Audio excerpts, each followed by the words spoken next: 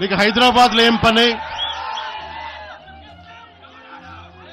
ఇది నేను ప్రత్యేకించి చెప్తా ఉన్నా.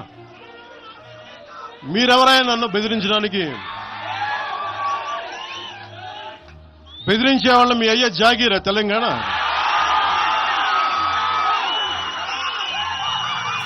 నా మీద దాడులు చేస్తా ఉన్నారు కదా.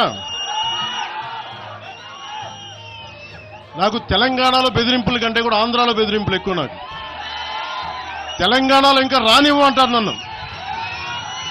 ఆంధ్రాలో అయితే తల తీసేయనంటారు కోనసీమలో కొంతమంది.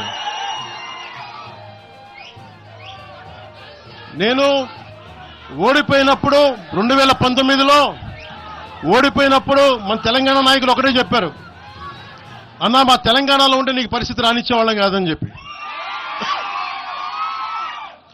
నాకు నిజంగా తెలంగాణ అద్భుతంగా ఉండాలి, యువతకు అద్భుతమైన అవకాశాలు రావాలని కోరుకుంటాను తప్ప నాకు ఇక్కడ కొత్తగా బావుకునేది లేదు, ఏమీ లేదు.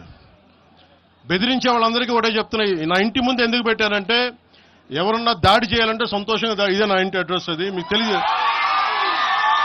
నాకు అలాంటి భయాలు లేవు.